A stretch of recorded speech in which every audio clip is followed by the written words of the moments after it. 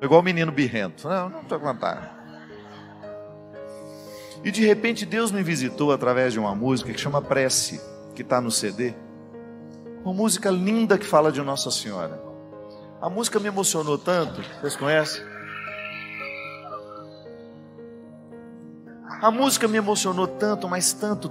Eu ficava ouvindo aquilo assim. Sabe quando você chegou no WhatsApp, a música?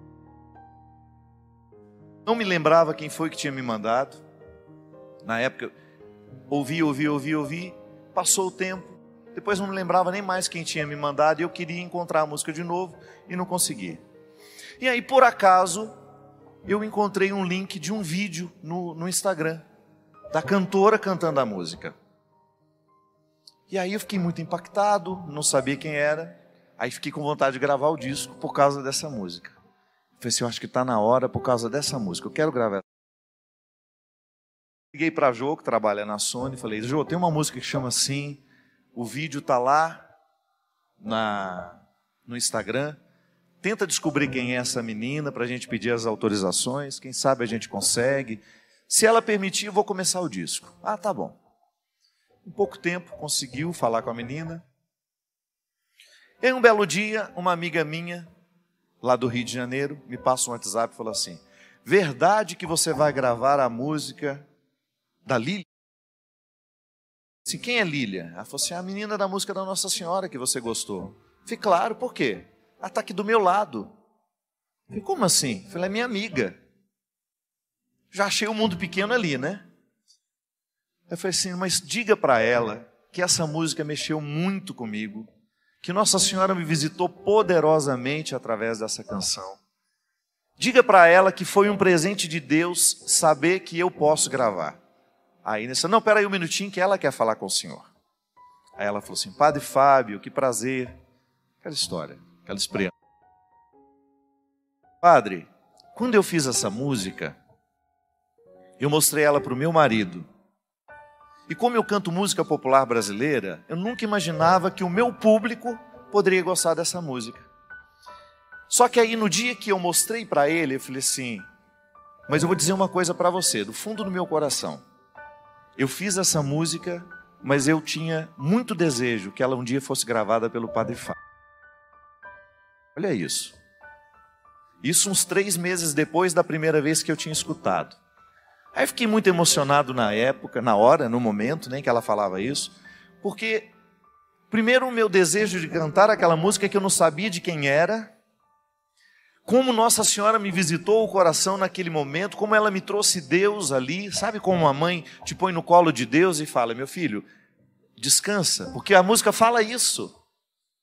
A música é linda, a música é uma oração linda, terna, simples, e uma expressão muito simples, minha Nossa Senhora, me dá um colo, começa assim. Num tempo que tinha sido tão difícil para mim, tanta luta, de tanta dor, de tanto sofrimento, quando eu ouvi aquela música era como se eu estivesse diante de tudo que eu precisava dizer e eu não sabia. Ô minha Nossa Senhora, me dá um colo, faz tempo que a gente não conversa. Eu vivo nesse mundo tanta pressa, preciso do seu amor, preciso da sua companhia. Só isso que falava a música. De repente aquela menina dizendo que quando compôs, imaginou que seria uma música que eu cantasse. Sabe quando se entrelaçam as coisas? Aí eu pensei, está na hora do disco. O meu disco não poderia nascer diferente. Tinha que nascer no colo de Nossa Senhora. Tinha que nascer como uma resposta de Deus me dada pela minha mãe. E a música Trem-Bala veio nesse mesmo movimento. Eu senti que estava na hora de cantar, de dizer alguma coisa, eu pensei, eu tenho ficado tão incomodado com a maneira como nós vivemos. Durante esses 2 últimos anos eu preguei em todos os meus shows, eu me lembro, em todas as oportunidades que eu tinha de cantar nos mais diversos lugares. Essa era uma pergunta que eu fazia em todos os momentos lá, em todos os shows. O que nos enriquece? O que de fato vale a pena viver?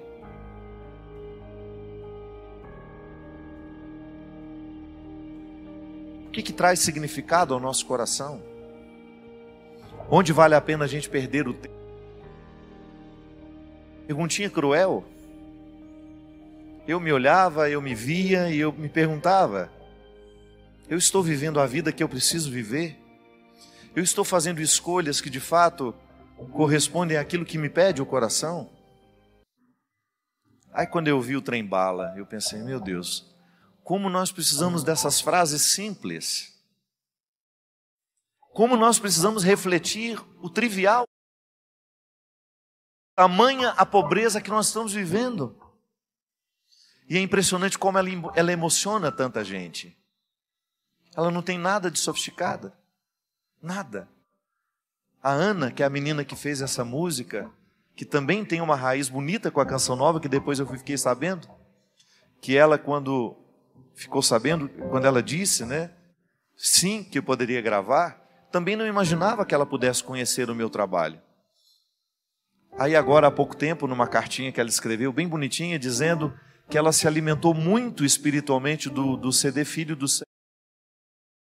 Ai, como é bom a gente cantar o que a gente precisa ouvir. Confesso para você que o CD clareou, é um monte de música que eu preciso cantar, porque eu preciso ouvir. Eu não estou dando a você uma música que eu quero que você escute.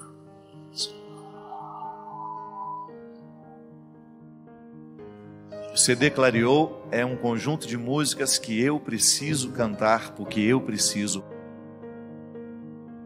Essas expressões simples que me lembram o que de fato, de que forma eu preciso viver. Porque aí para mim sem dúvida, uma oportunidade muito feliz que eu tenho de ser esse canteiro de obras. Que nós precisamos. É isso que nos realiza, né? Quando você percebe que você está em pleno andamento de reformas.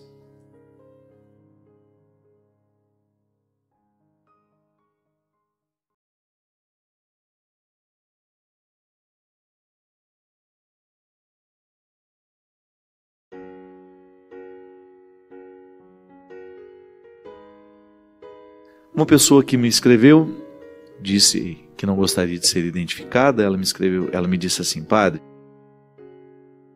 minha mãe faleceu. Além da tristeza que é natural do luto, eu me sinto muito angustiada, pois apesar de amá-la muito, nós não tínhamos um bom relacionamento. Não era uma relação normal entre mãe e filha. E minha lembrança não alcança quando e por que isso começou. Ela sempre foi uma pessoa muito fria, distante. Nunca conseguimos conversar como mãe e filha. Nunca lhe faltei com respeito e nos momentos de doença sempre dei o amparo que ela precisava. Sabe, padre, na realidade era muito difícil para mim dar o que eu não recebia. E nos últimos anos acabei me tornando uma pessoa fria também em relação a ela. Minha angústia é também por não ter conseguido ser uma pessoa melhor nessa situação. Por favor, dê-me uma orientação. Minha filha, sempre que a gente perde uma pessoa, é natural que a gente fique tentando mensurar o que a gente viveu. Isso não é possível, é até injusto com a gente.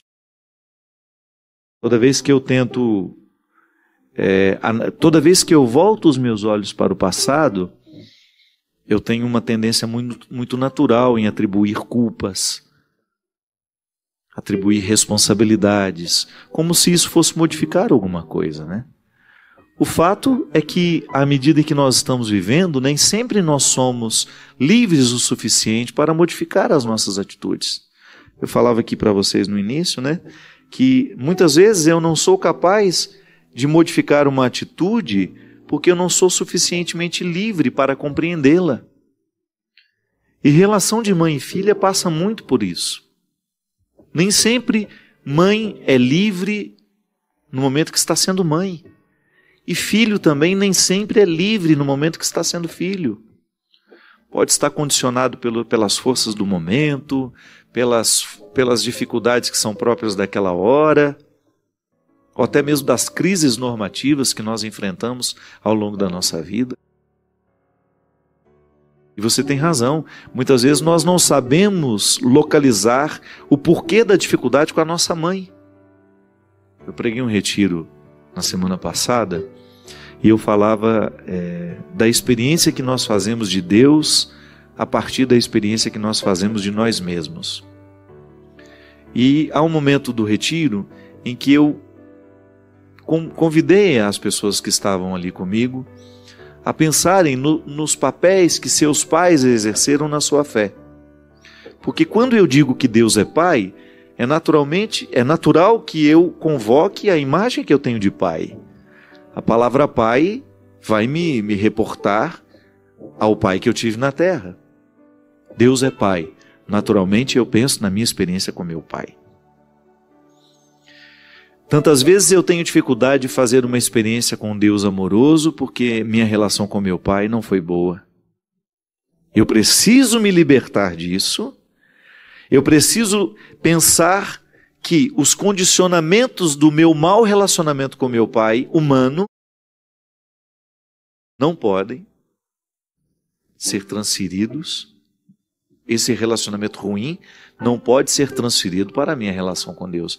Eu preciso ser livre para pensar que são duas realidades complementares, mas diferentes. Podem até se complementar, mas são questões diferentes. Somente o tempo, à medida em que eu me liberto.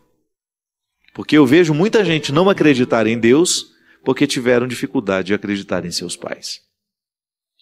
Experiências humanas mal feitas geram seres humanos, muitas vezes, com muita dificuldade de viver a experiência da transcendência. Quando é que começa isso? A gente não sabe, você mesma disse. O fato é que num determinado momento você percebeu que existia uma indisposição entre você e sua mãe. Isso é tão comum, gente, é mais comum do que nós imaginamos. Todos nós, em algum momento da vida, precisamos curar essa relação com os pais. Precisamos colocar os papéis nos seus devidos lugares. Porque senão, a gente morre sem ter chegado ao melhor do nosso relacionamento. Porque você pode muito bem chegar à conclusão que a sua mãe não é a pessoa com quem você mais tem afinidade, apesar dela ser a sua mãe. Não é nenhum pecado você, num determinado momento da sua vida, estabelecer uma relação respeitosa sempre, mas sem a cumplicidade, porque ela não foi possível. E quanto mais você insistia na cumplicidade com a sua mãe, na intimidade com a sua mãe, mais desastrosa ficava aquela relação. De repente, uma certa distância pode até fazer bem, para vocês conviverem melhor no futuro. Eu não estou falando de abandonar a mãe, não. Eu estou falando de estabelecer limites para essa relação, de você não carregar as culpas da necessidade de ser igual a todas as outras filhas. Não é assim que funciona. Eu, na relação com a minha mãe, eu tenho características que são específicas da minha relação com ela, que são diferentes dos meus outros irmãos. A intimidade não é uma regra. A intimidade é uma afinidade que acontece sem que a gente explique. Por que eu posso ter uma afinidade com Julie e não tenho de repente com uma outra pessoa? A gente não consegue explicar afinidade. Mas quando nós temos essa dificuldade, num papel tão determinante na nossa vida como pai e mãe, é natural que a gente se sinta culpado. Mas não deveria ser assim. A gente deveria encarar isso com mais naturalidade. As questões humanas não deveriam nos assustar tanto quanto nos assustam. Sim, é o meu pai, mas eu tenho dificuldade com ele. Pronto. A partir do momento que a gente tem coragem de dizer isso, a verdade nos ilumina e a gente começa a ter um pouco mais de sensibilidade no trato com a dificuldade. O grande problema é quando nós estamos dentro de um contexto de sacralidade tão estabelecido que a gente não permite dizer que não temos intimidade com o pai, com a mãe, ou até mesmo com o irmão. As relações familiares, elas são sempre carregadas de culpas. E nós não deveríamos agir assim. A partir do momento que a gente reconhece o papel do outro na nossa vida, o porquê dele nos incomodar tanto, o porquê de nós termos dificuldade com ele, e a gente começa a trabalhar isso no nosso dia a dia, as relações vão ficando mais saudáveis. Então, quando o outro vai embora sem a gente ter feito esse dever de casa, é natural que o incômodo seja maior. Porque aí você também já está romantizando, né? O outro já morreu, você não tem como alterar, aí você fica com aquelas perguntas inférteis. Ah, se eu tivesse feito. Ah, se eu tivesse falado. Ah, se eu tivesse modificado. Não fez, não falou, não modificou. Então não altera nada. A gente tende a agir enquanto a gente pode agir. A gente tem que resolver enquanto as pessoas estão vivas, enquanto a gente pode olhar nos olhos e dizer com muito amor: mãe, a senhora é minha mãe, mas nós temos mais dificuldades que facilidades. Então nós não vamos nos exigir uma intimidade que não nos é possível. Nós vamos lidar com respeito, nós vamos nos ajudar naquilo que a gente precisar, mas nós não vamos invadir a vida uma da outra. Porque nós já descobrimos que essa intimidade não dá certo para nós. E não vou me sentir culpado por isso. Não quero que a senhora se sinta culpada por isso. Minha gente, nós, quando tomamos a coragem de colocar os pingos nos is, as relações ficam mais saudáveis. A gente se liberta da culpa, aí de repente você percebe que está sendo mais fácil lidar com ela. Você se desobrigou, ela também. A gente aprendeu a dizer não, a gente aprendeu a dizer sim. A gente começou a se cultivar com mais leveza. Agora, quando a gente espera o sepulcro se estabelecer para a gente tomar consciência disso, será sempre mais difícil. É por isso que a gente precisa ficar muito atento ao papel que o outro ocupa na nossa vida. Lá no retiro nós fazemos esse dever de casa. O tanto que de mim foi determinado pelo outro e que hoje eu rejeito. Eu, à medida que eu fui amadurecendo, eu fui vendo as influências da minha mãe sobre mim, do meu pai sobre mim, e quis ficar só com o que de fato valeu a pena. O que foi fruto do pecado deles, e quando eu falo pecado, eu não estou com essa conotação religiosa não, viu? Os erros humanos, porque também erraram com eles. Erraram com meu pai, erraram na educação da minha mãe. Depois ela também, por não ter tido condições de corrigir os erros dessa formação que deram a ela, continuou errando conosco. E se eu tivesse filhos sem consciência que hoje eu tenho, talvez eu erraria da mesma maneira com eles. Porque consciente eu já tenho o risco de errar. Eu sei que lá no retiro, muitas mulheres determinaram: meu Deus do céu, como eu reproduzo na vida das minhas filhas aquilo que eu repudiei tanto da minha mãe em mim.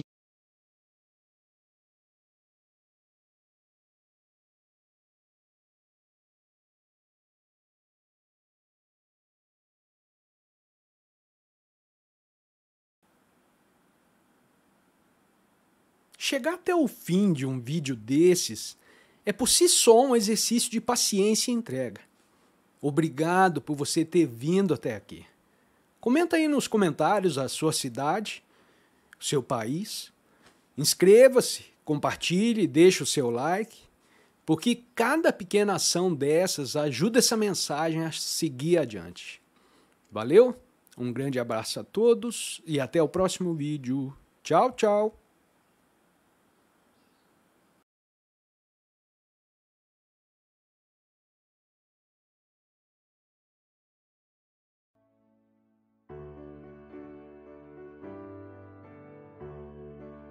E às vezes nós somos muito cruéis com a gente assim. Alimentamos por anos e anos e anos, sem perceber que estamos alimentando esse espírito de vítima. A vida não nos deve nada, não. A vida é sempre bonita, se a gente percebê-la assim. Se a gente tiver a disposição de lançar os nossos olhos para aquilo que ainda resta. Tá bom, perdemos. E o que nós podemos fazer para recuperar até um pouco mais do que aquilo que perdemos? Às vezes, em algumas situações que nós achamos que foi perda, foi livramento. Virou até piada isso lá em casa, porque tudo eu falo que é livramento agora. O negócio não deu errado. Porque antes eu ficava muito irritado, sabe? Com qualquer coisa, assim, às vezes me dava uma irritação de um voo que deu errado. Hoje não. Eu tenho tentado substituir a lógica do que me irritava para isso. Então tá bom, não foi, é porque não era para eu ir. Então eu vou aproveitar esse momento que eu tenho aqui e perceber o que deste momento eu posso extrair de bom. E quando a gente começa a abandonar esse espírito que às vezes é diabólico, por que é diabólico? Porque quebra dentro de nós a harmonia. Diabolos, no grego, é tudo aquilo que nos separa, tudo aquilo que separa, tudo aquilo que quebra. Então eu tenho muitas vezes sentimentos diabólicos. Se eu fico olhando para a minha vida e me acho um pobrezinho, que foi vítima, coitadinho de mim, essa autopiedade, isso é diabólico. É um sentimento diabólico. Eu tenho mais é que arregaçar as mangas e ir atrás do que eu posso fazer ainda. E até mesmo reconhecer a parte que me cabe naquilo que não dá certo. Porque às vezes é uma sequência de erros. Deu errado aqui, deu errado ali. E eu não tenho a coragem de começar a olhar para o jeito como eu tenho feito as coisas. Às vezes é uma desarmonia que antecede todos os outros erros. Uma harmonia com a qual muitas vezes uma desarmonia com a qual muitas vezes eu estou acostumado. E já não percebo mais os efeitos dela em mim. Então, uma boa forma que a gente tem de curar o nosso comportamento, aquilo que muitas vezes é determinante em nós, o nosso jeito de ser, eu preciso curar o meu jeito de ser. É eu percebendo a beleza da vida. Sim, a vida é bonita. Livrar-me do vitimismo e ir à luta. Ir buscar a parte que me cabe. Há tanto que se viver, minha gente. Passe no hospital e você vai ver. Quando a pessoa enfrenta o limite, a doença é assim, né? Ela nos retira todos os excessos. A gente fica muito de verdade. Encontre uma pessoa que está vivendo a indigência que a doença mostra, e você vai ver um ser humano de verdade. Porque às vezes, quando nós estamos muito saudáveis, muito cheios de oportunidades, nós nos escondemos, nós fingimos. Agora, a doença não, ela arranca tudo de nós. Arranca tudo o que pode parecer um esconderijo para nós. Tudo que pode funcionar como um esconderijo. Aliás, eu fico identificando como, quando a pessoa vive o amadurecimento, como ela vai dispensando esses esconderijos ao longo da vida. E como é bom conviver com essas pessoas que já não estão mais necessitadas dos esconderijos. Quando são elas e só. A maturidade faz isso com a gente vai dispensando os esconderijos que antes eram tão fundamentais para a gente dar conta de ser quem a gente quer ser. E aí o próprio movimento do tempo vai fazendo com que fique ao nosso lado quem de fato se interessou por nós, e não pelas nossas cascas. Porque o sucesso é uma casca. Às vezes a pessoa se aproxima de você, porque sabe que você é uma pessoa que deu certo na sua área, então é bom aparecer ao seu lado, é bom tirar uma foto com você, é bom demonstrar aos outros que ela é sua íntima, que ela é sua amiga. Mas na verdade ela não está interessada em quem você é. Ela está interessada na casca que você tem, que ajuda ela a ter uma outra casca, que possa ser interessante. Hoje nós vivemos nessa época, né? Onde nós nos demonstramos tanto, nos mostramos tanto. Todo mundo tem uma rede social onde se mostra um pouco. Isso pode virar uma neurose, porque você acaba buscando pessoas não para encontrá-las de fato, mas para alimentar a sua necessidade de registrar e ter material para publicar depois. Então, quando nós nos encontramos e não temos necessidade de publicar o que vivemos, é porque de fato nós apreciamos o que vivemos. Não estou dizendo que é problema publicar. Eu estou dizendo que muitas vezes, no excesso de publicação, nós estamos escondendo a nossa necessidade de instrumentalizar o outro, de apenas aproveitar a casca que é o outro. Eu estava dizendo do sucesso. Sucesso é um exemplo. Mas o dinheiro também. Quantas pessoas se aproximam das outras por causa daquilo que elas podem oferecer materialmente a elas? O que também é uma bobagem, né? Porque pode ser a situação mais confortável do mundo. Eu, particularmente, eu não suporto se a minha alma não estivesse se sentindo bem. Aquele barco é maravilhoso, nós vamos passar lá uma semana. Deus me livre de um barco maravilhoso com pessoas com as quais a gente não se identifica. Aquilo que pode parecer um paraíso, para mim é um inferno. Mas nós vamos fazer uma viagem linda, tudo de graça, tudo pago. E o que eu pago para estar lá? Emocionalmente. E tem gente que se sujeita a isso. Passar um final de semana ali ou aqui, só para aparecer, só para manter a casca, que é sua e também dos outros. E aí o oco do coração vai acontecendo naturalmente. Nós vamos ficando ocos por dentro. Porque a vida é tão para fora, e tão pouco para dentro, que nós vamos perdendo a própria alegria interior. Então, vencer tudo isso para que a vida valha a pena, requer uma reflexão diária. Requer um exercício diário de identificar onde é que nós, de fato, estamos nos exercendo. Você pode pensar que isso eu estou falando é a partir de mim. Não, falo de mim também, claro. Mas eu tenho certeza que você, em instâncias diferentes, vive o mesmo conflito que eu vivo. Você também percebe o oco social, o oco antropológico bem ao seu redor. Ou então até mesmo em você. Porque essa tem sido uma característica dos nossos tempos. Nós estamos cada vez mais vazios. Nós estamos indispostos aos conteúdos. Nós estamos muito afeitos aos discursos breves. E com isso nós vamos causando um prejuízo humano. Esse caos social, minha gente, ele é fruto de um prejuízo humano que nós estamos vivendo aos poucos, sem perceber que estamos vivendo. Porque nós estamos cada vez mais empobrecidos do ponto de vista humano. De cidadania mesmo. Às vezes, falar de cristianismo, eu preciso recrutar os valores do cidadão. Até para eu compreender o que é ser cristão, eu preciso antes compreender o que é ser cidadão, que é justamente estar consciente das lógicas da cidade. O que é estar consciente das lógicas da cidade? É saber que existe um bem comum, que eu não tenho direito de pichar aquela parede, porque ela não é minha. Aquela casa não é minha. Como é que eu vou pichar o muro que não me pertence? O proprietário daquele muro não escolheu aquela pichação.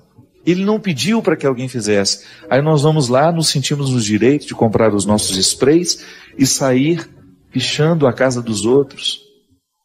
Ou então, é uma praça que foi feita para todos nós e eu uso como se ela fosse feita apenas para mim. Eu quebro, eu danifico, eu jogo lixo no chão. Ou então, porque eu percebo que não existe um policiamento, não existe uma vigilância, eu me sinto no direito de quebrar a porta de um estabelecimento comercial e roubar o que existe lá dentro. Veja bem, nós estamos falando de um prejuízo humano que nós não podemos nem contabilizar mais.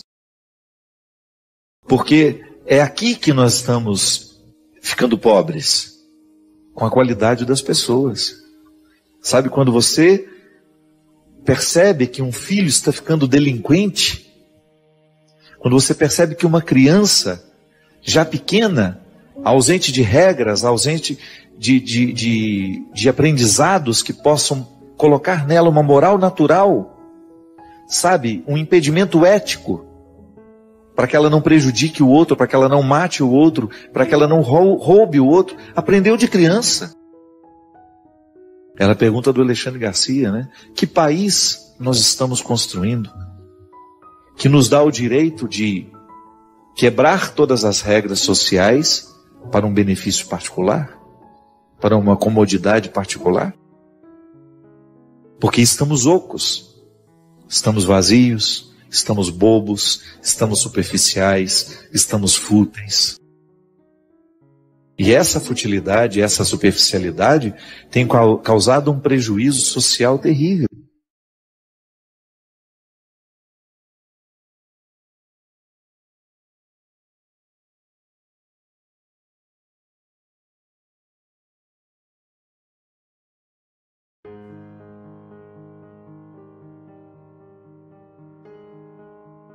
Padre Fábio, quando é que a gente perdoa?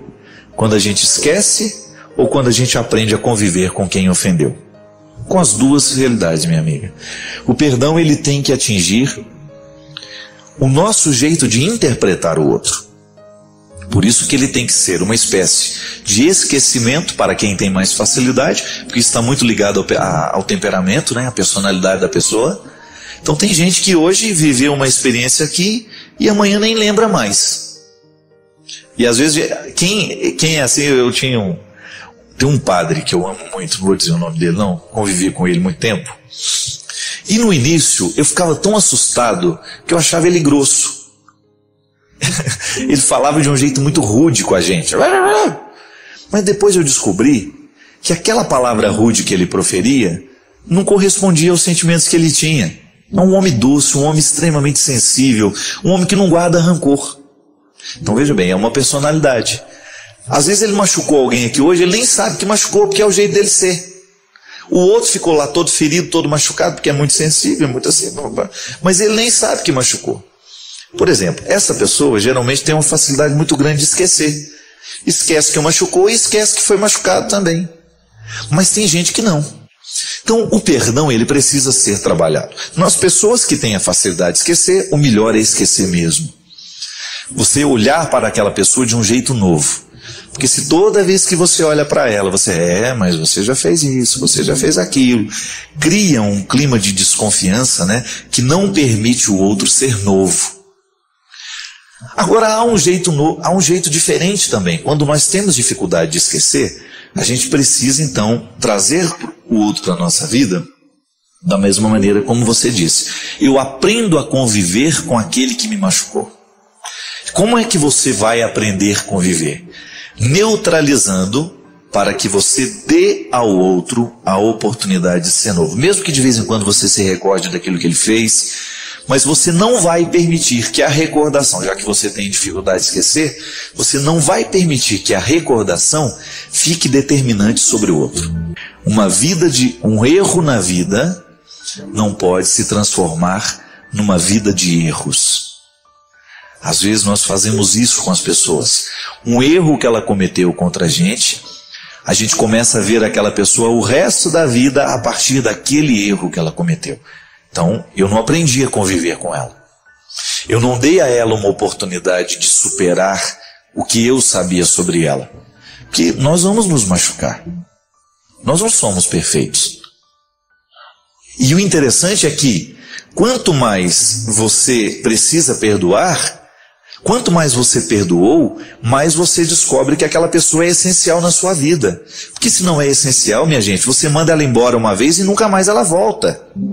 Agora, se você insiste, se você briga e depois insiste em retomar aquela pessoa na sua vida, isso é uma prova concreta de que você ama, de que ela é especial para você. E aí você vai convivendo. Claro, quanto mais a gente neutraliza isso, né? A gente precisa purificar o nosso jeito de ser com o outro. Eu não quero morrer machucando as pessoas que eu amo do mesmo jeito que eu machucava o ano passado. Eu quero aperfeiçoar dentro de mim o meu jeito de amar. Então eu vou aprendendo a conviver com o outro. Se eu não consigo esquecer o que ele fez, então eu vou tentando colocar na minha vida um jeito novo de olhar para ele. Ele não é o erro cometido. Então, todos os dias eu faço o esforço de dar a ele uma nova oportunidade.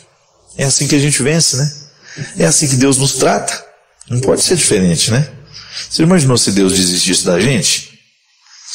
Olha quantos erros você já cometeu na vida. Quantas coisas ruins você já fez. E Deus não desistiu de nós. O fascinante em Jesus é isso, minha gente.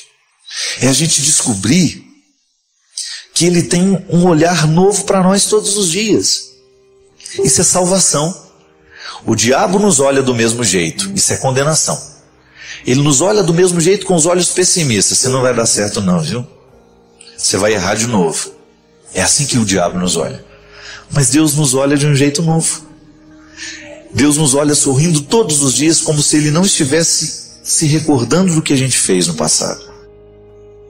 E aí Ele sorri e faz uma nova proposta para você. Não deu certo ontem? Hoje quem sabe pode dar. E aí a santidade consiste em você ter disposição de corresponder ao que Deus espera de você. Vai dormir com essa certeza hoje. O diabo olha para você com olhos pessimistas, mas Deus não. Deus olha para você cheio de esperança. Ele tem absoluta certeza que o que Ele deixou dentro de você é o suficiente para você dar certo. Mas Ele tem certeza também que aquilo que Ele deixou dentro de você, você vai trabalhar para melhorar ainda mais. E por isso você pode dar certo. Graça de Deus se encontrando com esforço humano. Realidade divina sendo acolhida na realidade humana. Vai dormir com essa esperança. O que passou hoje, o que não deu certo até o dia de hoje, não precisa prevalecer. E os erros que você cometeu na vida não precisam ser determinantes para que você viva uma vida de erros. Vamos nessa esperança, caminhando, lutando, para que a gente possa alcançar sempre este lugar que Deus preparou para mim e para você. A palavra de Deus precisa ser lida. A gente pode ler de duas formas, né? No primeiro momento como uma oração. Existe até um método chamado Lectio Divina, que valeria a pena, se você entrar na internet, você encontra os passos deste método. Que é desde um momento de concentração, a escolha do texto, depois a leitura, e aí você vive essa oração de maneira orante. A palavra, e aí você tem as passagens específicas para favorecer a sua oração. Você pega, por exemplo, os Salmos, né? Você pega um trecho do Evangelho, e aí você vai meditar o jeito de Jesus viver, o jeito de ser, o que Jesus disse a essa ou aquela pessoa. Agora, quando nós nos aventuramos em ler todas as páginas da Sagrada Escritura, querendo encontrar respostas para a vida, a gente precisa tomar muito cuidado, porque a Sagrada Escritura é um livro que contou a história de muita gente. E para a gente entender a história que ali está sendo contada, nós precisamos viver a contextualização. É uma regra da hermenêutica. O que é a hermenêutica? A hermenêutica é a ciência da interpretação. Toda vez que eu faço a leitura de um texto, eu estou num exercício de hermenêutica. Isto é, eu estou tentando entender, fazendo uma interpretação daquilo que eu li. É aí que mora o perigo. Muitas religiões são fundamentalistas, por quê? Porque não fazem a interpretação do texto a partir do contexto. Então tá bom. A gente pega o livro de Apocalipse. A gente vai ver lá que o livro está falando de destruições. Existem pessoas que pegam esses textos, fazem uma leitura sem muito conhecimento do porquê que aquele texto foi escrito daquela forma e acha que aquela palavra está falando de uma destruição de hoje. Aí tem gente que entra dentro dessas linguagens apocalípticas e ficam loucas. Acha que o mundo vai acabar hoje, aí começa essas desgraças que acontecem, que são desgraças naturais, muitas vezes causadas por nós, né? A natureza está lá para viver de um jeito. Nós construímos nos lugares errados, nós jogamos lixo nos bueiros, aí vem a enchente e inunda tudo. Nós temos a nossa responsabilidade. Aí uma pessoa pega uma leitura, um texto apocalíptico e faz uma leitura daquela situação como se aquilo estivesse explicado. Aí retira a responsabilidade humana, porque o texto diz que iria acontecer isso. Veja bem, isso é um perigo. O texto do Apocalipse, só para dar um exemplo, ele foi escrito a partir de uma comunidade que estava vivendo o terror da dominação romana. Então, a comunidade que escreve aquele texto, ela está oprimida. Então, todas aquelas figuras do dragão, do monstro, daquela coisa toda que nós temos dentro da linguagem apocalíptica, cheia, né, de figuras grandiosas, monstruosas, de acordo com a interpretação que nós temos da exegese, da leitura da Sagrada Escritura, o Apocalipse está sendo escrito por uma comunidade que está vivendo uma opressão que tem nome, é o Império Romano. Então o dragão que será massacrado, destruído, é o Império Romano. É a necessidade que o povo tem de criar esperanças para destruir o império que é massacre. O Apocalipse não é um livro que prevê a destruição. O Apocalipse é um livro que está muito mais na perspectiva da construção de um novo tempo que necessariamente na destruição, como a gente pode imaginar e muitas vezes visualizar facilmente a tragédia, né? É a construção de uma esperança. Aquele povo que quer se ver livre da escravidão, então está alimentando dentro do coração e falando com metáforas, isto é, o que é a metáfora? É uma linguagem que ultrapassa o significado das coisas, né? Quando eu falo para você, eu vou lhe oferecer o meu coração, não é uma linguagem literal. Se eu te dou o meu coração, Deus me livre, eu fico sem ele, eu morro daqui a pouco, né? É igual aquela expressão, um beijo no seu coração. Imagine que coisa horrorosa se você vai interpretar essa expressão literalmente falando, fazendo um corte no peito do outro, procurando as vísceras ali e dar um beijo no coração. É muito nojento, né? Enfim, é uma maneira que as pessoas encontram de expressar o tanto que elas gostam. Um beijo no seu coração. Veja bem, é uma metáfora. Eu me utilizo de uma linguagem que é comum. O coração está diretamente ligado ao meu sentimento, né? Muito embora o sentimento seja produzido no cérebro, mas a gente fala o coração. Então veja bem, a linguagem metafórica é para ajudar a dizer aquilo que a gente não pode dizer com tanta clareza. Não é? Então o Apocalipse é uma linguagem assim. Como eles estão escravizados e não podem dizer com muita clareza, eles constroem as metáforas.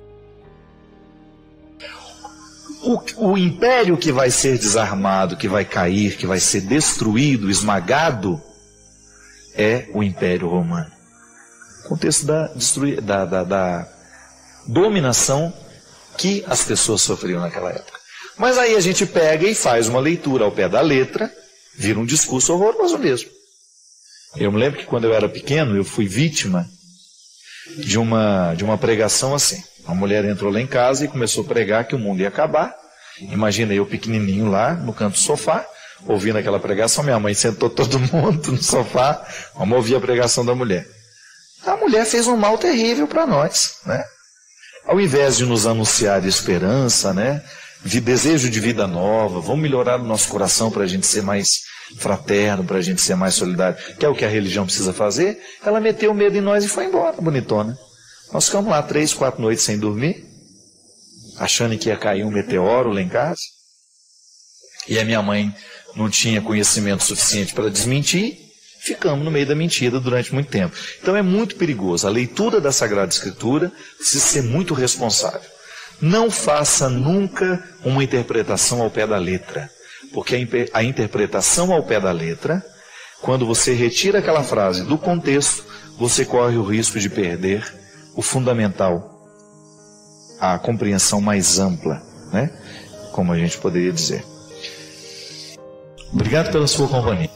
Derrame sobre nós a bênção do Deus Todo-Poderoso, Ele que é Pai, Filho e Espírito Santo. Que Jesus ilumine o seu dia. Inscreva-se, curta, comente e compartilhe para que essa mensagem possa ir mais longe e chegar ao coração de mais pessoas. Amém. E hoje, quem sabe, esse programa possa lhe ajudar a colocar um detalhe de santidade na sua vida. E você ir dormir um pouquinho melhor do que quando acordou.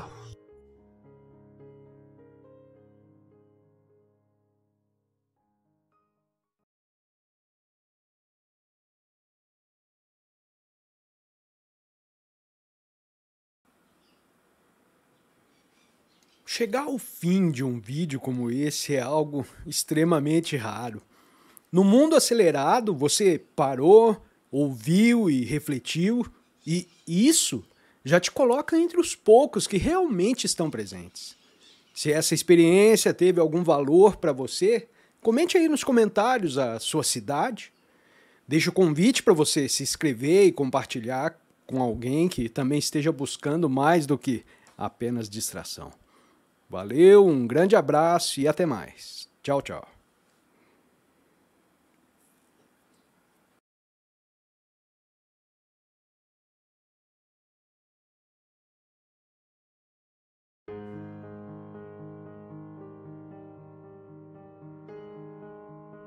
Já cansamos de dizer isso aqui, faz parte da nossa reflexão diária, que o sofrimento é inevitável na nossa vida.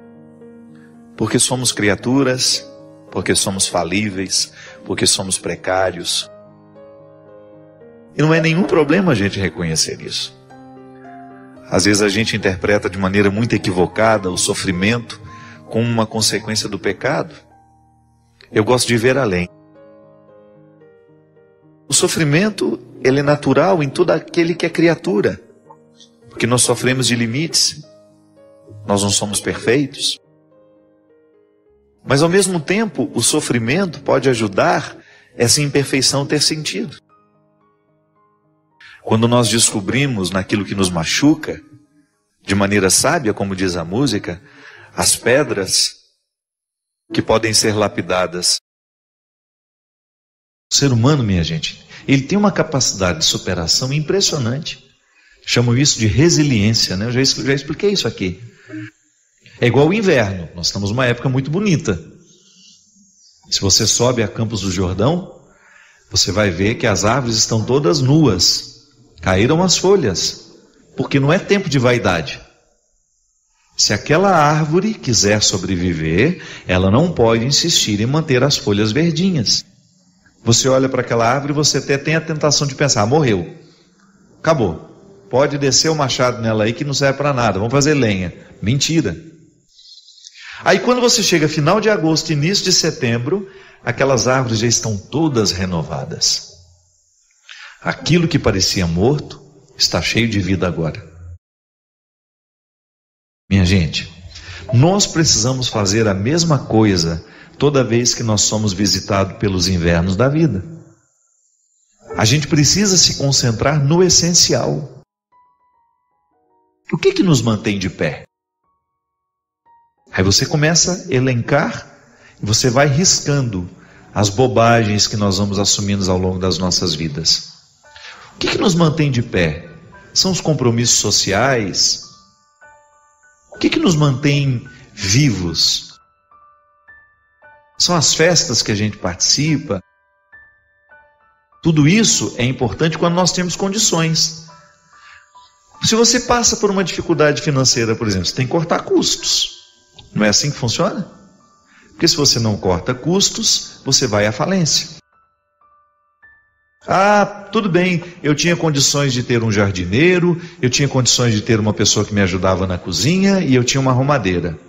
Aí de repente seu marido perde o emprego ou reduz o salário dele, você vai ter que fazer uma redução. É a resiliência dentro do contexto familiar, é a gente ser capaz de se adaptar às novas condições financeiras. Da mesma maneira como um diamante em estado bruto, a gente pode nem reconhecê-lo, porque ele não parece ser diamante, porque ele ainda não passou pela lapidação. O diamante em estado bruto é uma pedra igual às outras. Só o olho clínico, o olho técnico identifica que ali dentro tem brilho. E por isso, o golpe duro para poder retirar os excessos. A gente é a mesma coisa. Diamantes em estado brutos, em estados brutos, que precisam ser lapidados. Diamantes que necessitam o duro golpe da lápide. Da lapidação. Para que a gente possa fazer brilhar o que existe por dentro. muitas situações não vão nos chegar no momento em que nós queremos. O tempo tem o seu ritmo. E aqui entra aquela questão inicial. A dimensão profética do meu batismo me denuncia. Então eu diariamente me denuncio. E isso também é profecia. Você se perguntar: você ser capaz de olhar para você? Você ser capaz de olhar para o que você está vivendo e se perguntar: o que eu preciso fazer para me adaptar a isso? Para eu não sofrer além da conta, para eu ser capaz de administrar esse momento difícil com sabedoria, com dignidade. E aí, ainda que você não tenha a resposta clara diante dos seus olhos, você está com condições de prosseguir. Nem sempre a gente consegue. Encontramos todo dia pessoas que fracassam nos seus sofrimentos. Pessoas que não sabem viver a contradição da dor. Porque a dor é um território contraditório. Quando nós somos visitados por um sofrimento agudo, é como se a coerência do mundo fosse embora. É como se a gente não tivesse condições de ajuntar as peças do mosaico que somos. Ou dar significado a cada parte. A dor, ela parece que estilhaça a nossa inteireza.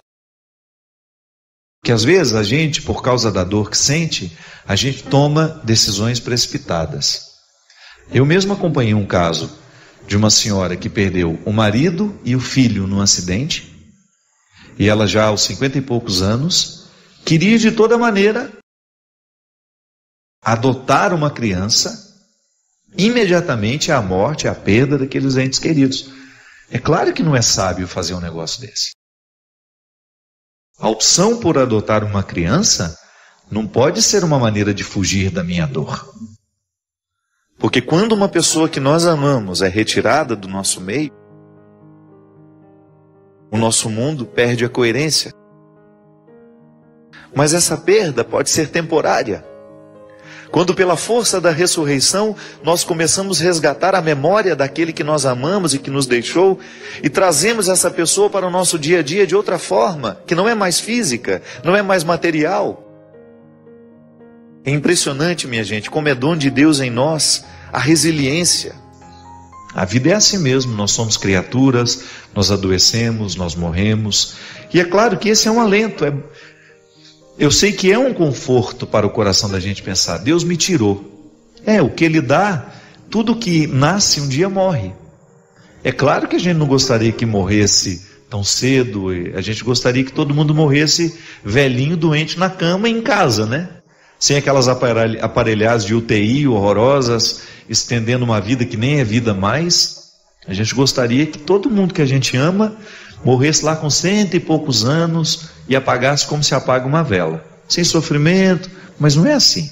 É natural que no momento em que você perde o seu filho, você sinta que Deus lhe causou um prejuízo. É uma visão ingênua, mas acontece. Depois a própria vida nos amadurece para pensar que aquilo não foi Deus. É o acontecimento natural da vida. A vida está entregue à liberdade de ser o que pode ser. Então nós estamos abertos, nós estamos entregues às mãos dessa vida, onde acidentes podem acontecer por negligências nossas, ou até porque morremos naturalmente. O corpo morre. A cada dia nós vamos perdendo a vitalidade, e por isso a experiência do cuidado é tão importante para que essa saúde seja mantida. Por isso os exames periódicos, a gente vai ao médico, procura para descobrir a tempo as doenças que, se não descobertas a tempo, podem nos matar sim. É a vida. Somos nós parceiros de Deus aí na manutenção de tudo isso, mas de vez em quando não dá certo. De vez em quando não dá certo. Por mais que a gente tenha lutado, por mais que a gente tenha tentado, a vida vem e nos rouba o que temos de mais precioso. A vida é cruel, gente, e é cruel para todo mundo. Não é cruel só com você. Onde existe vida humana, ali existe crueldade. Infelizmente, o que é a crueldade? Vamos especificar isso, né? Para não dar a impressão que Deus está sendo cruel com a gente. Porque definitivamente eu serei sempre um defensor de Deus. Eu não acho que Deus nos manda doença para nos ensinar nada. Eu acho que Deus sempre quer o bem da humanidade, o amor, a beleza, a bondade. Agora, ao entregar a obra criada a uma regra interior e livre, que existe dentro de cada condição criada, nós estamos sujeitos às leis. E o mistério de Deus, nessa hora, minha gente, acontece. Porque Deus nos fala muito mais quando nos calamos do que quando falamos. Você imagina se Deus ficar interferindo em tudo o tempo todo? Ele retira a liberdade do mundo, né? Mas tá bom, a gente acredita que quando a gente reza, Ele nos atende. Eu não estou entrando nesse mérito. Eu estou só dizendo que quando uma coisa ruim acontece conosco, não cabe perguntar por quê. Deus nos dotou de capacidade de resiliência, que é a gente mudar de forma, suportar o que está acontecendo e depois a gente reassumir de uma maneira ainda mais madura a nossa aventura de ser quem somos. A vida, quando ela é cruel com a gente, porque ela tem uma dimensão cruel, sim, eu preciso ser capaz de assumir aquela minha dor, olhar para ela com muita maturidade, esperar o tempo para que isso fique harmonizado dentro de mim e depois decidir. Não é sábio, depois de perder o marido e o filho num acidente, que eu saia correndo para adotar uma criança como se eu pudesse substituir a dor sentida por uma criança. É possível que eu jogue sobre esta criança um fardo tão terrível de ser levado, que eu vou ser cruel com ela também. É que nós temos medo. Nós temos medo da solidão. Nós temos medo do impacto que os acontecimentos ruins causam na nossa alma. Mas não há outra maneira de superá-los senão enfrentando-os. A morte faz isso. A morte retira de nós a coerência, e durante aquele período de luto nós somos jogados a um contexto onde nós assumimos um novo jeito de ser. E aqui está a sabedoria. Quando Deus participa do nosso processo, quando o coração tem fé, quando a fé faz parte do processo daquela pessoa, essa resiliência se torna um processo natural. E ainda que a gente fique revoltado, que a gente fique chateado, e é natural que seja assim, porque nós somos precários, é natural que sentimentos mesquinhos também aconteçam no coração de pessoas boas, só não é natural que ele prevaleça. E tudo que nos é dado, um dia também nos é tirado pelo próprio movimento da vida. Não é porque Deus é cruel, não, é porque é um movimento natural da vida. Porque as pessoas vão embora não é só quando morrem. Tem mãe que tem uma dificuldade muito grande quando o filho vai se casar, por exemplo. Quando um filho resolveu montar o próprio apartamento, ela cai de cama, deprimida, toma 3, 4 antidepressivos, só porque o menino foi embora. Não é assim, César? Conhece gente assim? Eu conheço assim um monte. Por quê? Estão com medo de viver a adaptação de um novo tempo, de olhar para aquela casa e ver que não tem todos mais aqueles filhos correndo para lá e para cá, mas que você pode descobrir dentro de você situações que você ainda não pôde viver porque a casa estava cheia de gente. Aí você começa a se beneficiar com a casa vazia. Não é tão ruim assim. Ah, padre, você fala isso porque não é com você. Eu sei. Mas eu também experimento a minha solidão. Eu sei como é positiva essa solidão quando bem administrada. Às vezes a nossa visão prática é a maneira que nós temos de ser cruéis e justificados pelo bom senso. Não é assim? Não é assim que muitas vezes nós somos cruéis com o outro? Quando amparados no nosso bom senso, nós nos sentimos de ter o direito de ter uma visão prática. Pode observar na sua vida. Você pode até estar muito satisfeito com tudo que você alcançou, mas isso não é o suficiente para lhe manter em pé. sua alma carece de mais conquistas. E não importa que você esteja com 80 anos, a gente nunca deixa de conquistar. Há sempre alguma coisa que mereça o nosso empenho. Ainda que possa parecer pequeno, é empenho. Vale a pena ir buscar. Ainda que eu já esteja no fim da minha vida, eu nunca quero deixar de buscar. Porque é essa busca que nos mantém vivos. Recruta dentro do seu coração a resposta que não nos vem facilmente. É a resposta que a própria vida vai nos dando. A gente não pode se iludir. Muitas perguntas que a gente faz ao outro, não é o outro que vai nos responder. É o próprio movimento da vida, minha gente. É a vida que nos responde. Quantas coisas eu quis que os outros me dissessem e os outros não eram capazes de me responder naquele momento, e eu fui me adaptando a não ter respostas e fui convivendo com a minha não resposta e de repente tudo estava respondido dentro de mim sem que alguém abrisse a boca. Por quê? A minha resiliência, a minha capacidade de me adaptar àquela situação foi o instrumental, foi o trem por onde me chegou a resposta. A resposta viaja para chegar até nós. E qual é o trem, qual é o veículo por onde a resposta viaja? O próprio tempo. Espere o tempo de Deus para você, sabe? Espere essa dor se acomodar dentro do seu coração. Nós passamos tanto tempo rezando, às vezes nós passamos tanto tempo fazendo sacrifícios, jejuando, fazendo isso e aquilo, gestos religiosos, vamos à missa, vamos ao culto.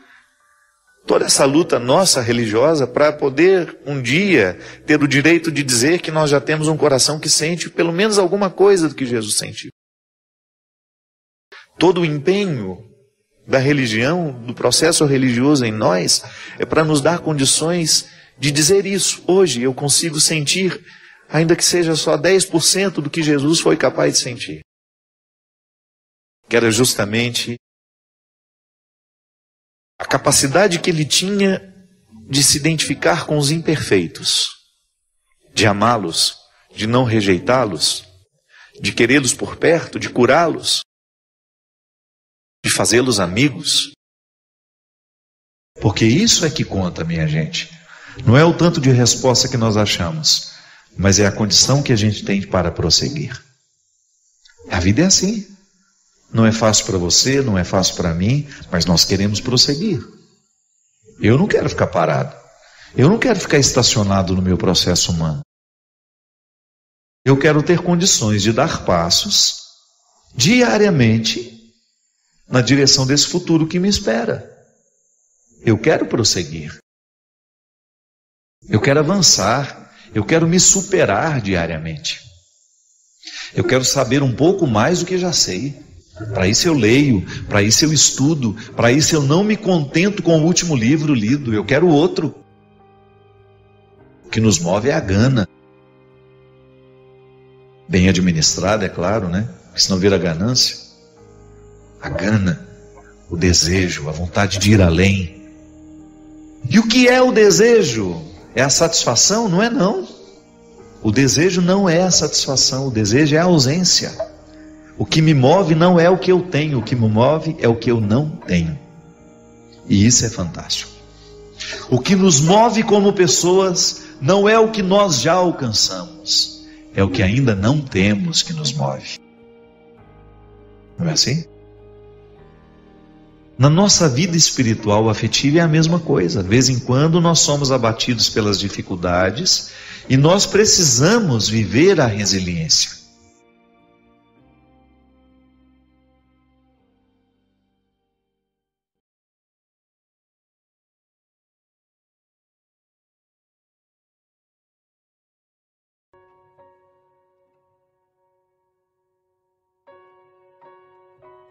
Assim, Padre Fábio, me ajude.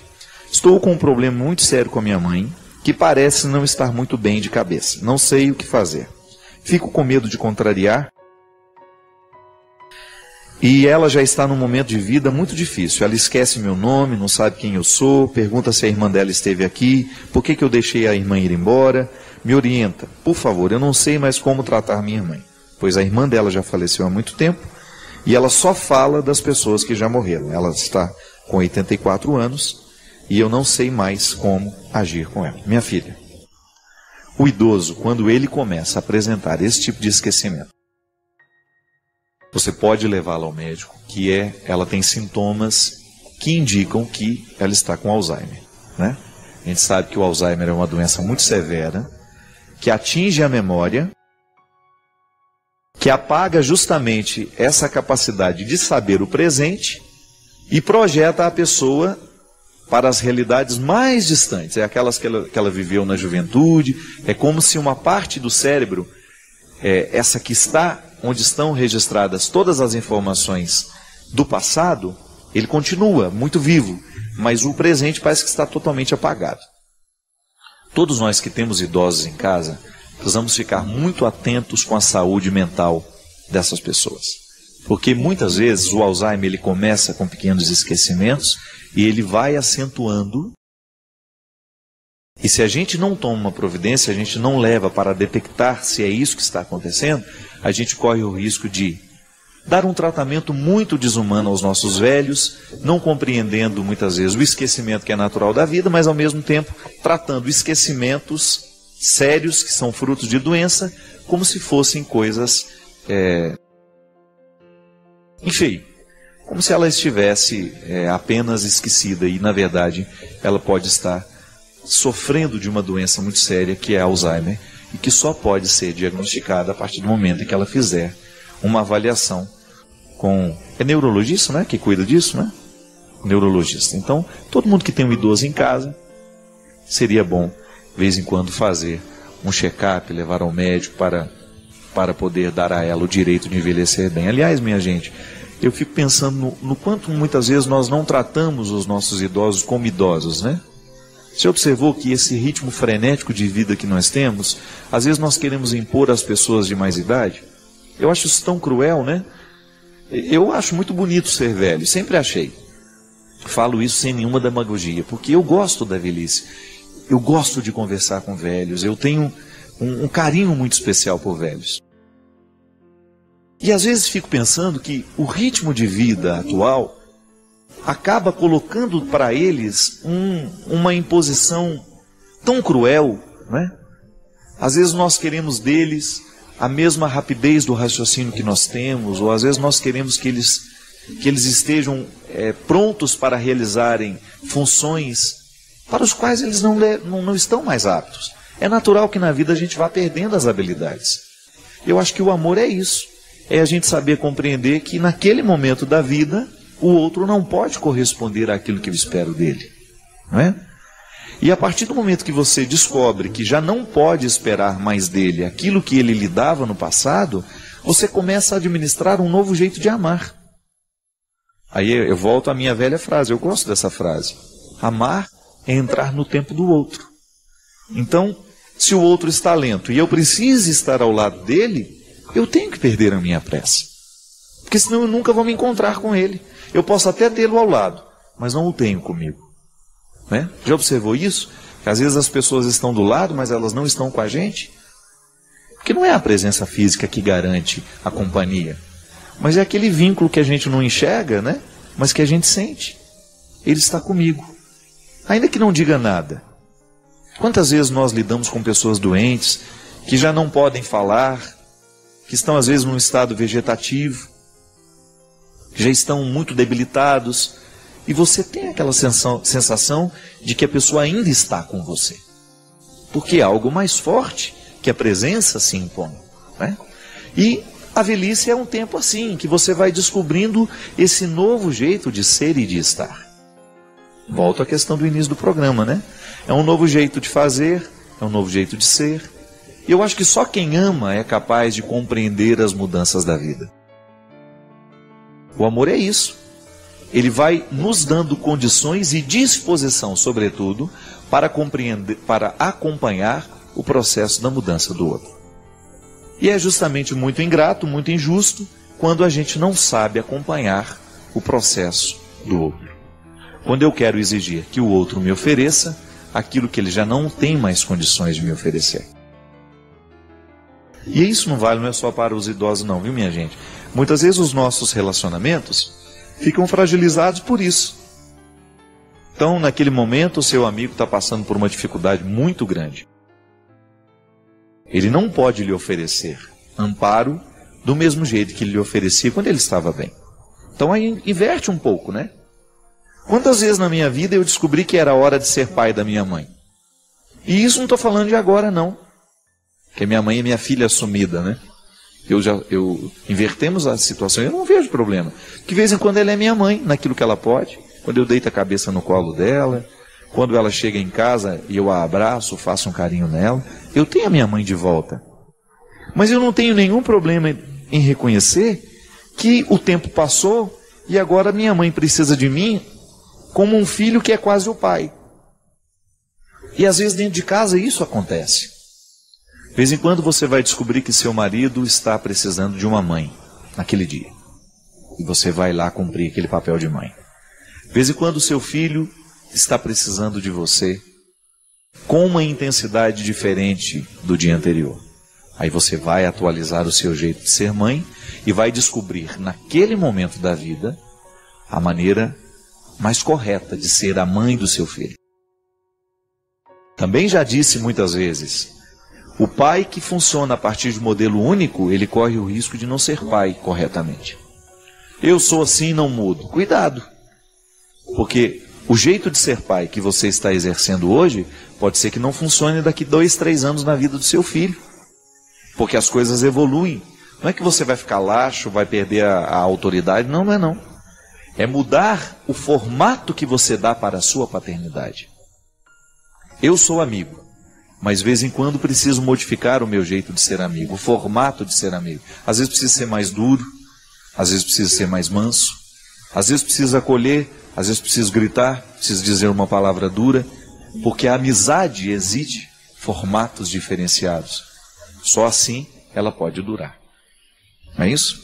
Então fique atento aí com as pessoas que estão do seu lado, com as pessoas com quem você convive, e se disponha para viver essas fases diferentes que todo relacionamento exige, se ele quiser.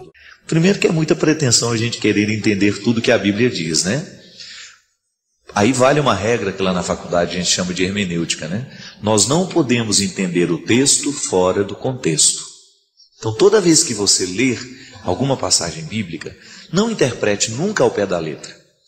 Primeiro, é uma regra para a gente poder estudar a Sagrada Escritura. Então, se a gente quer entender bem aquele texto, aquela passagem, procure saber em que contexto ele foi escrito, a que comunidade aquele texto está escrito, o porquê. E isso sempre existe ali, uma explicação nas notas de rodapé. Você vai observar que no versículo bíblico, há sempre, de vez em quando você encontra uma notinha de rodapé, que é um númerozinho a mais, que tem a informação embaixo do que se trata. Esse é um jeito muito bom de nós lermos a Sagrada Escritura, porque a nota de rodapé geralmente nos dá o contexto. O texto está ali em cima, a nota de rodapé geralmente diz respeito ao contexto. É uma explicação a mais dos exegetas para nos ajudar, né, a entender melhor o significado do texto. Tá bem, essa é uma maneira de estudar, é uma maneira de você adentrar o território da Sagrada Escritura sem o risco daquela interpretação ao pé da letra, que pode ser muitas vezes uma interpretação burra, né? Me desculpe o termo, mas é muitas vezes isso. Se você vai interpretar ao pé da letra a Sagrada Escritura, você tem justificativa até para assassinar o seu irmão. Então, por isso que você não pode fazer a leitura do texto fora do contexto. Nós precisamos saber a quem está destinada aquela mensagem, né? Vamos tomar um exemplo, o Apocalipse. O Apocalipse ele é cheio de imagens, né, de figuras que falam do fim do mundo.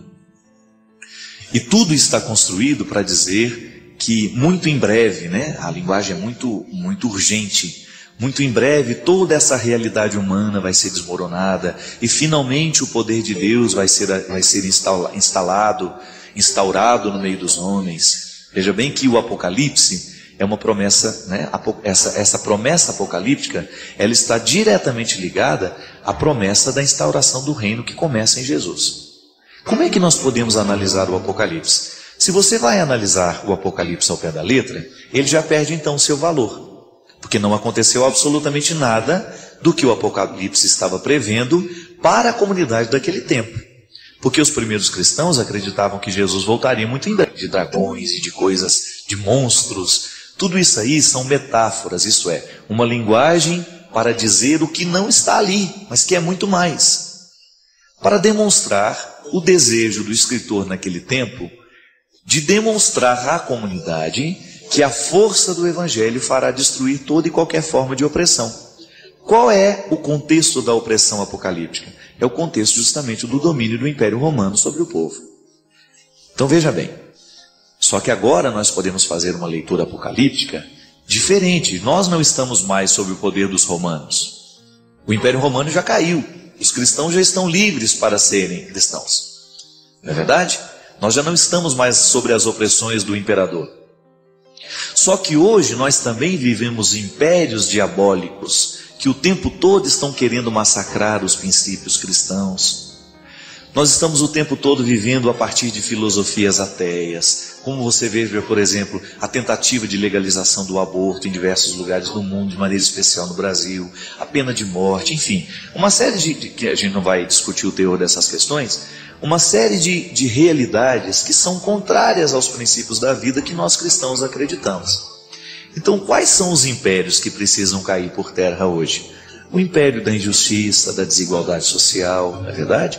O império da desonestidade, da mentira, dessa vergonheira que nós vemos em diversos lugares do mundo, quando os ricos oprimem os pobres, os governantes oprimem os seus governados. Veja bem que nós continuamos no mesmo contexto do Apocalipse, muito embora as nossas opressões não sejam as mesmas do escritor sagrado. Como é que você vai ler o Apocalipse, por exemplo, a ponto dele ajudar a sua vida, minha filha? Você vai começar a identificar quais são os impérios que precisam cair no seu coração. A força do seu coração é movida pelo cristianismo. Então você traz todos os princípios do Evangelho norteando a sua ação, a sua conduta. Isso é ser cristão. Não é ir ao culto, não é ir à missa, não é comungar todo domingo, porque isso não é garantia de salvação para ninguém.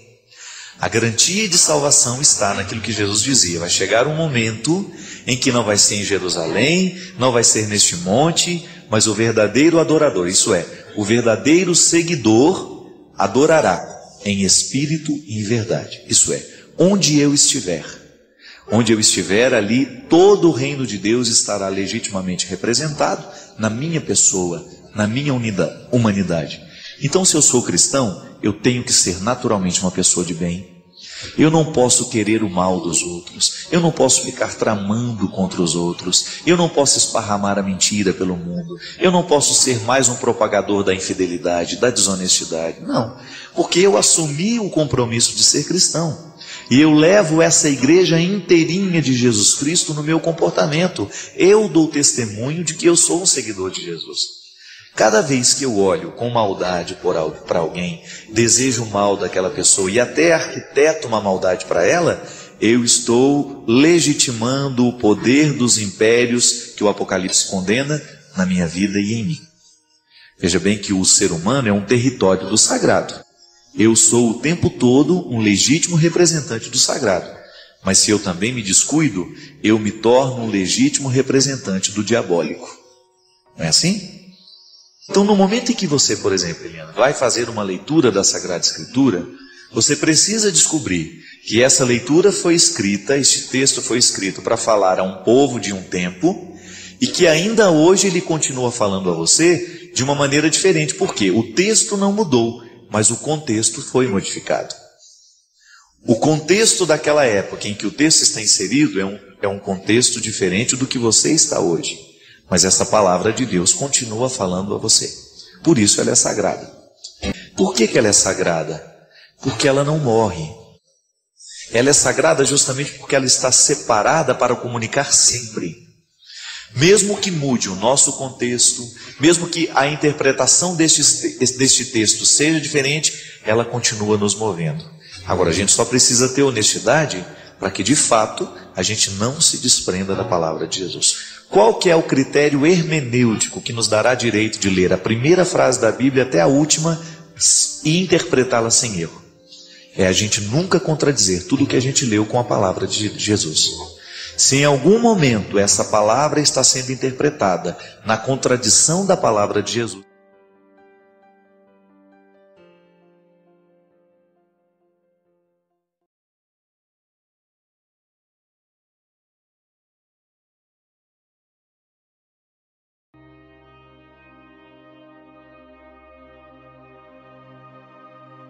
agora a regra é interessante para a gente entender a vida afetiva.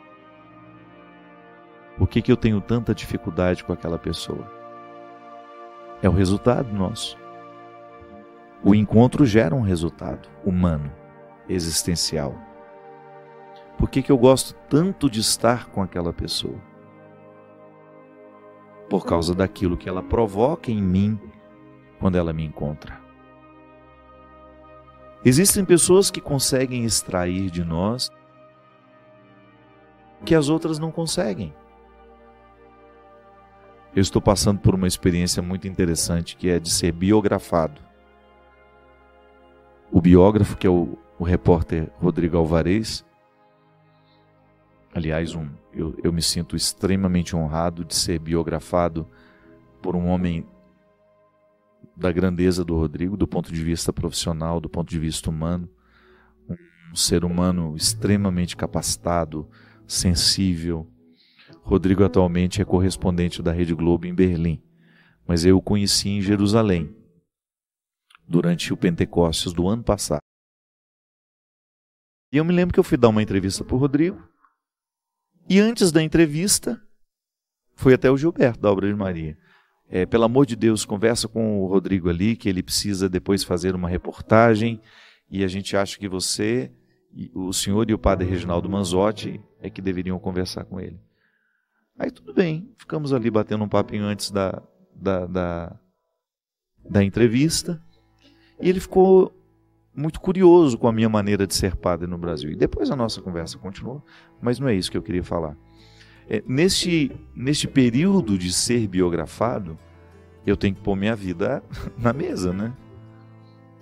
Eu tenho que lembrar fatos, pessoas que passaram por mim, que me ajudaram a ser quem sou. E o que é interessante é perceber, pegar esses personagens ao longo da minha vida e identificar o que cada personagem provocava em mim. E foi muito interessante identificar algumas pessoas do passado, algumas que já morreram inclusive, que são absolutamente responsáveis pela minha maneira de ser hoje. Eu já estava esquecido disso. Foi só no ato de contar a história, de ter que revirar esse passado para que o Rodrigo entendesse a minha vida e pudesse escrevê-la, é que eu fui tomando consciência da importância dessas pessoas na configuração do meu caráter. Elas arrancaram de mim sentimentos, posicionamentos, pensamentos, posturas que as outras não arrancaram. O resultado do outro em mim. Aquilo que nós provocamos quando estamos juntos. Você se casou assim. Se você investigou bem seu marido, se não foi na pressa, você se casou justamente porque você se apaixonou pelo que sobrava entre você e ele quando vocês estavam juntos. Era bom o resultado humano que você experimentava quando você estava a sós com ele. E é por isso que o amor tem de ser renovado depois, porque à medida que chega um filho na família, modifica a maneira como vocês dois eram um para o outro. Terão de adaptar o amor. Da mesma forma, quando alguém é arrancado. Por exemplo, um casal que perde um filho de acidente, uma doença. As estatísticas dizem que muitos casais, depois de enfrentarem a perda de um filho, passam pelo processo da separação. Sabe por quê? A psicologia explica, é muito simples. Porque a maneira de sentir e interpretar a ausência do filho é diferente no homem e é diferente na mulher.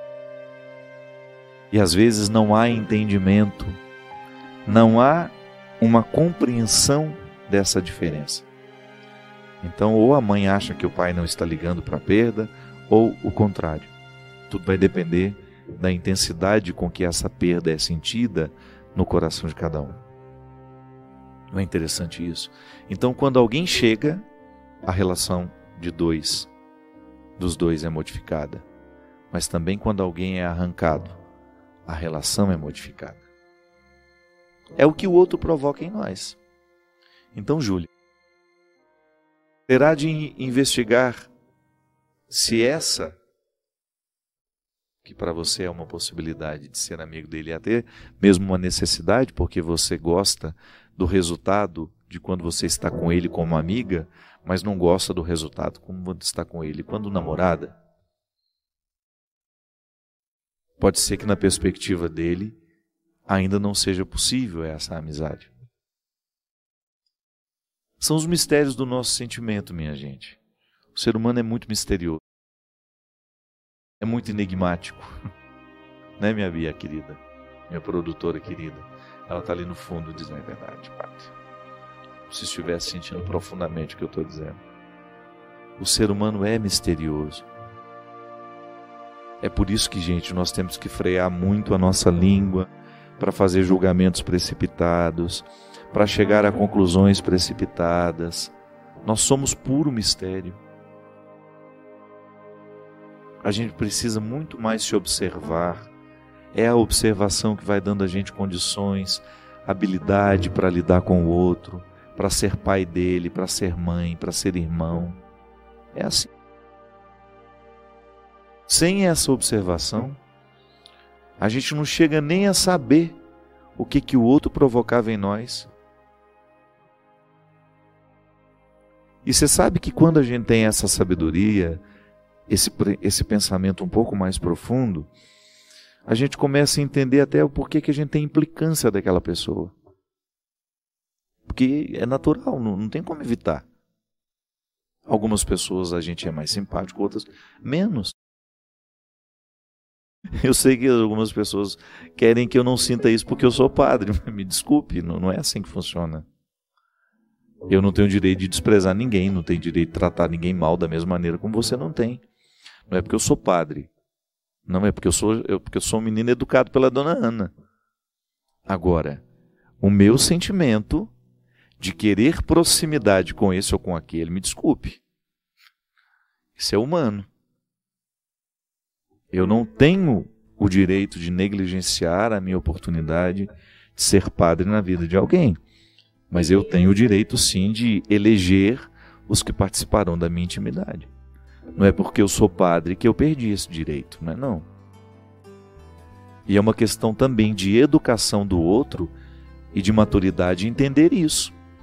Nossa, eu gosto muito dele, mas nós não somos amigos da maneira como eu queria. Porque há limites. Não estou falando de mim mais não, eu estou falando de você com os seus relacionamentos. Que às vezes você insiste com o outro e desconsidera que aquilo que você provoca nele não é bom, não é satisfatório para ele.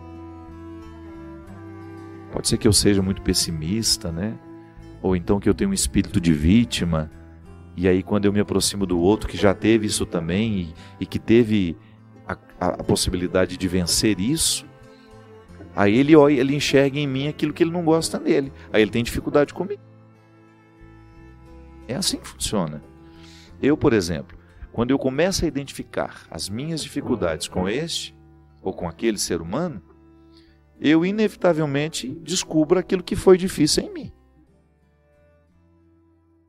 O vitimismo, por exemplo, é difícil para mim, de conviver com uma pessoa que tem espírito de vítima, que tudo ela acha que a gente falou para magoar, que tudo ela é a pior, é a última da lista. Nossa, meu Deus do céu. Por quê? Porque eu também já tive isso. E graças a Deus superei. Então toda vez que alguém se aproxima de mim com esses sentimentos, eu tenho uma sensação que ela está trazendo o cadáver que eu já sepultei. E eu não quero velar mais esse cadáver. Eu quero ter o direito de não conviver com os cadáveres que eu já sepultei. E se o outro insiste em não sepultar os seus cadáveres, o problema não é meu. Quanta coisa dentro da nossa casa ou dentro do nosso círculo de amigos seria resolvida se a gente tivesse a coragem de dizer, olha, o defunto é seu, vai lá sepultar, não é meu não. Não é, Cristo? Vai enterrar esse defunto que ele não é meu. Vai reciclar esse lixo porque ele é seu, não é meu. E aí o outro faz aquele estardalhaço, chama você de injusto, chama de você de seletivo, chama você de aborrecido, diz daqui, faz parte da necessidade que a pessoa tem de fazer o seu showzinho, chamar a atenção por ser a pobrezinha necessitada de afeto, disso, daquilo. Isso é diabólico, isso não edifica ninguém. Nunca vi uma pessoa ficar mais grandiosa, mais feliz, alimentando esse tipo de comportamento. Mas sempre tem alguém que bate palma para o maluco dançar. Então um maluco chama a atenção do outro e eles vão ser malucos juntos. Agora, quando nós queremos essa sanidade espiritual, essa sanidade afetiva, a gente vai fincando o pé no território e dizer, olha, a partir daqui não passe. Até aqui você é bem-vindo. Depois disso, não mais. O território é sagrado. É direito meu estabelecer isso. É direito seu. Então, Júlia, pode ser que, enquanto você insiste naquilo que para você já está resolvido, seu namorado, ex-namorado, ainda não conseguiu resolver. Volto a dizer, a gente precisa ser muito atento, estar muito atento, para que a gente não imponha um fardo sobre o outro, que para nós já não é fardo. Pode ser que para mim seja fácil levar, para o outro não é. Mas então também eu tenho o direito de dizer, resolva-se. E depois pode ser que o nosso encontro mais daqui 10, 20 anos, ele seja mais leve, ele seja mais satisfatório. Porque às vezes também é assim. Às vezes você insiste em resolver situações ou estabelecer vínculos que não são para agora. O tempo vai mostrando para nós o que é importante. E a gente vai vivendo aquela sabedoria bíblica de separar o joio do trigo. Da mesma maneira como nós separamos conhecidos de amigos. Uma coisa é certa, Deus é nosso amigo e não quer nos ter como conhecidos. Quer nos ter como verdadeiros amigos. Permitir que esse evangelho penetre o mais profundo da nossa consciência é viver essa amizade da maneira mais radical, isto é, permitindo que esse amor de Deus por mim me transforme nas minhas raízes.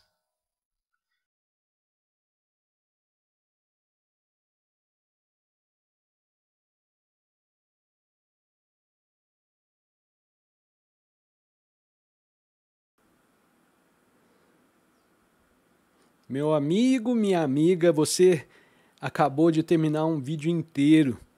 E isso é algo raro hoje em dia, é algo valioso. Esse tipo de conteúdo não é algo popular. Então, escreve aí de onde você está nos ouvindo e, se quiser, continue com a gente.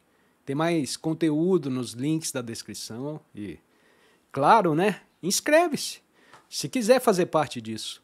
Valeu? Um grande abraço a todos e até o próximo vídeo. Tchau, tchau.